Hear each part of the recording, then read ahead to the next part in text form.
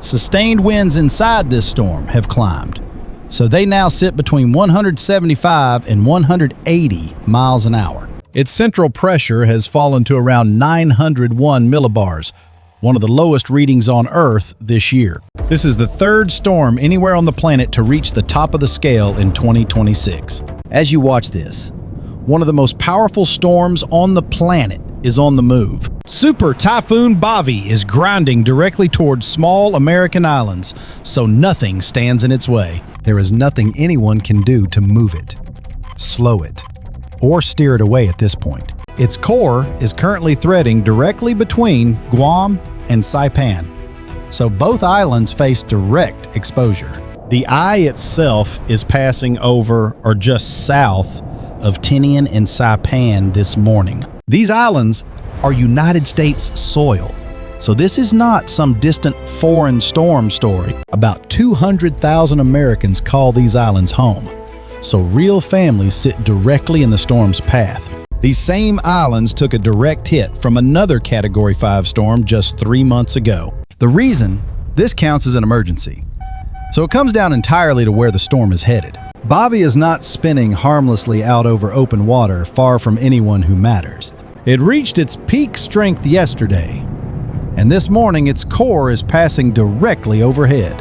Everything that follows here in this video serves one single question worth understanding completely. What does a direct pass by a peak Category 5 storm actually mean for these islands? Let's walk through exactly what scientists and forecasters are looking at this morning. Bavi did not arrive at this strength gradually, folks, so it got here incredibly fast instead. The storm crossed the Category 5 threshold on July 3rd with winds near 160 miles an hour over the next 2 days, so it kept intensifying as it moved across the western North Pacific. An early reading placed it near 166 miles an hour with a pressure around 919 millibars. By later that same day, the pressure had fallen further to that roughly 901 millibar peak. At the same time, so the winds climbed into the 175 to 180 mile an hour range. So which means this storm gained enormous strength in a matter of just a couple days. Forecasters have an official term for jumps like this, so they call it rapid intensification. That official threshold is an increase of at least 35 miles an hour in one single day. Bavi did not just meet that bar, so it blew straight past it without slowing down. Machine learning forecast systems are a newer tool now, running alongside traditional forecast models. Both approaches agree.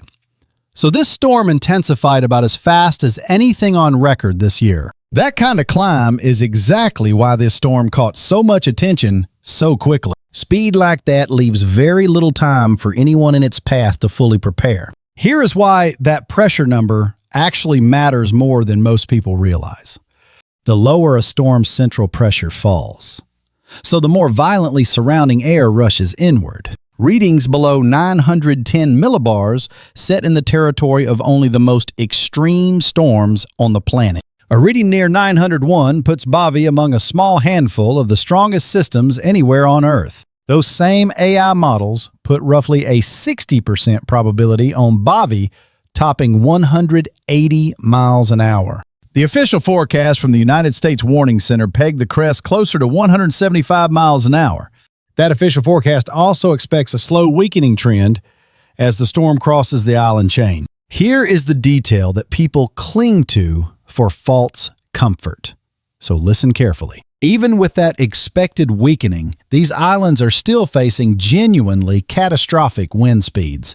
A little bit of weakening off a Category 5 peak still leaves a monstrous storm behind. So no two ways about it. False comfort is still comfort nobody should actually rely on. Now here is the truly unsettling part of this entire story worth understanding. There is no routine hurricane hunter aircraft, so storms in the Western Pacific go unmeasured directly. That is completely different. So storms get measured differently over in the Atlantic Ocean instead. Almost everything we know about Bavi's strength comes from reading satellite images instead. Forecasters use a pattern matching method called the Debunking technique to estimate wind speed. That technique infers wind speed purely from how the storm looks from space above. That satellite-based method has worked well for decades, so forecasters still trust it today. Every forecaster tracking this system openly admits that limitation instead of hiding it, which means every single number given about this storm carries a built-in margin of uncertainty. No one will get a direct measurement of the core as it actually crosses these islands. That uncertainty runs both ways.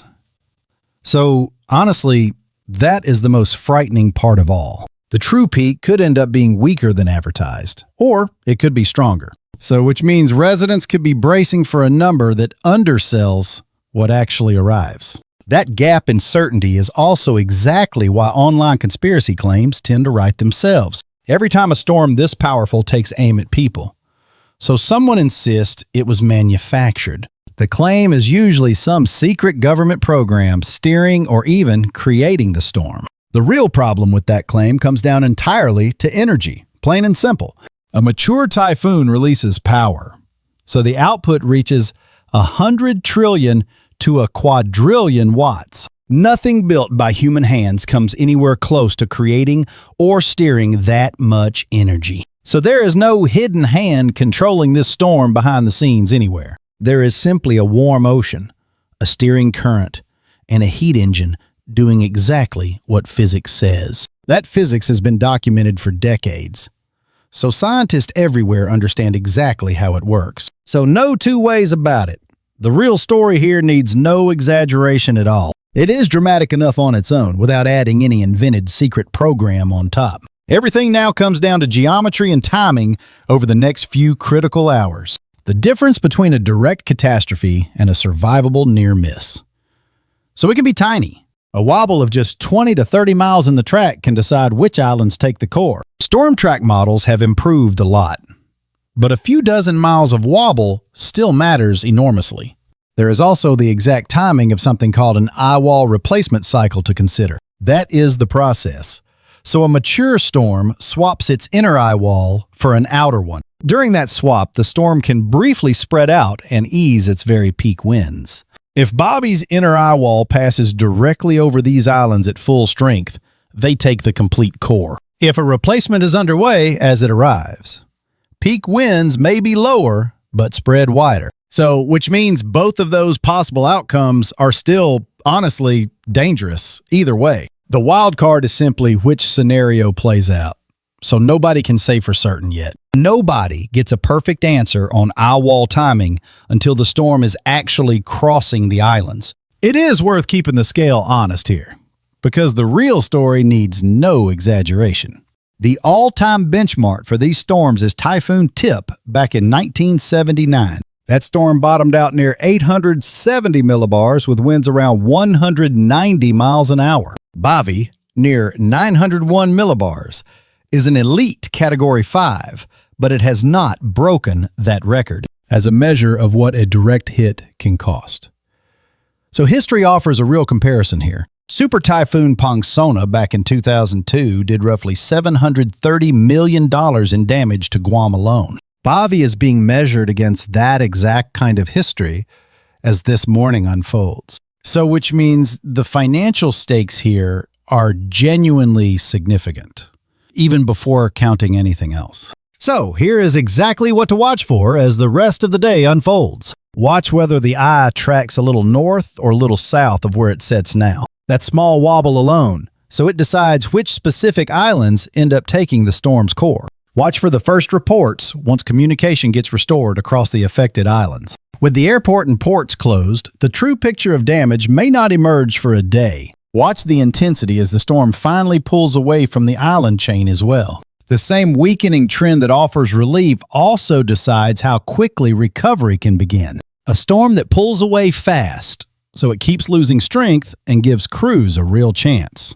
A storm that lingers or wrecks the airport and seaports can stretch the danger much longer. These islands have hours, not days, since the storm sits at or near its maximum. A population that survived a Category 5 storm months ago, so they are doing it again. We will keep tracking this story closely and bring you the picture as it becomes clear. So that is the full picture out in the Pacific as this morning unfolds. Now let's swing back stateside, Earl would say, because there is a second story building at home. A massive heat dome is building and expanding steadily across the South at the same time. Heat index values are already pushing well past 105 degrees across parts of Mississippi. Highway 84 in Mississippi is already feeling heat index readings pushing close to that 105 mark. That number is only going to get uglier, so the dome keeps pushing farther west and north. Florida needs to watch this closely. So a serious extreme heat risk kicks in Wednesday. That risk is expected to lock in solid, so no real break shows up through the weekend.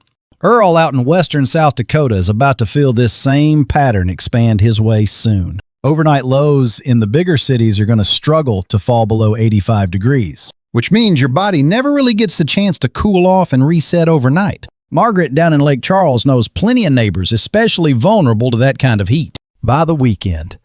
So this ridge of high pressure shoves hard toward the west instead. So which means places like South Dakota and Nebraska are now squarely in the bullseye too. We could see readings of 110 to 115 degrees across the high plains by Sunday. Even Minneapolis has a real shot at hitting 100 degrees by early next week. This is the kind of sustained, multi-day heat that buckles power grids under the strain. Dale over in Toledo is glad this heat dome is staying south and west of Ohio for now. This entire heat pattern is locked in, so it is likely to run well into mid-July. There is one small break built into that longer pattern from a weakness over the Great Lakes. Frank in Springfield notes that same weakness is the only thing holding places like Memphis cooler. That small break disappears completely once high pressure over the southwest explodes east by midweek. North Texas should jump quickly. So the mid-90s give way to triple digits and beyond. Sandra over in Alexandria is not in today's bullseye, but she is still watching closely. New Orleans is likely to reach heat advisory levels again during almost every single afternoon. This kind of heat is quiet, but honestly, it is more dangerous than most storms people fear. So folks, if you are anywhere near that stretch of country, plan around this heat now. Meanwhile, a separate storm threat is also brewing from South Dakota into Minneapolis tonight. By Wednesday, that same storm system slides east into the upper Mississippi Valley and Great Lakes. The real worry there is going to be locally damaging straight-line wind gust, not hail. There is also a slight risk of excessive rainfall for eastern Minnesota into upper Michigan. That ground is already saturated from recent rain, so it will not take much more to flood. So, plain and simple, do not park your car underneath any low highway overpasses tonight. Out west, a wildfire danger is ramping up fast from two directions at once today. Triple-digit heat is about to collide. So humidity drops into the teens with gusty wind. There is also a big, dry thunderstorm risk building up over Oregon with lightning, but little rain. So which means one single spark out there could turn into a real problem fast. If you are in one of these fire-prone zones, skip the outdoor machinery today. Do not toss cigarettes out the window today, and keep an evacuation bag packed just in case. Two of the most dramatic weather stories on the planet are unfolding within the same 24 hours. That kind of overlap does not happen very often, and it honestly deserves this much attention. So here's a question for everyone watching.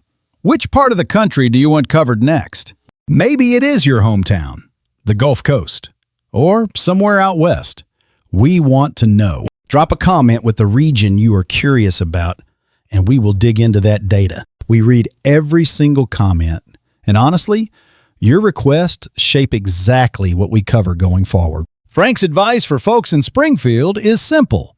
Tell us what you want covered next. And while you are down there, type your city into the comments below right now. We want to see exactly how many of you are sitting inside either of today's two big stories. Comment your city, tag a neighbor who needs to see this, and let's map it out together. Sandra already does this every single week, and it honestly helps us plan future videos. This kind of storm does not check calendars or borders, so preparation matters everywhere near warm ocean. The broader Pacific has produced multiple major typhoons already this year, and the season is far from over. Warmer ocean water gives storms like this more fuel to intensify quickly once conditions line up. That does not cause any single storm. So which means every storm still needs the right setup. But it does load the dice towards stronger, faster intensifying systems across the entire basin. Guam and the Marianas sit in one of the most storm-exposed corners of the entire Pacific. Communities there rebuild after nearly every major typhoon season, so resilience there runs deep. That resilience does not make mornings like this one any easier to live through. So if you have family or friends anywhere in the Marianas, Margaret would say check in today. A simple message asking if they are safe can matter more than people realize. We will share verified updates here as soon as reliable information comes out of the islands. Please avoid sharing unverified damage reports or numbers until officials confirm them directly. Misinformation spreads fastest in exactly these first few hours after a storm like this. So plain and simple, patience now leads to better information for everyone later today. Earl says that patience is worth it when real families are the ones waiting on real answers. Remember those winds near 175 to 180 miles an hour crossing the islands? That is still happening. Remember that 901 millibar pressure reading, one of the lowest anywhere on Earth this year. And remember, this is the third storm on the entire planet to reach that top category in 2026. Back home. So remember that 105-degree heat index in Mississippi? That number keeps climbing. Two of the planet's most powerful weather stories are unfolding at the exact same time.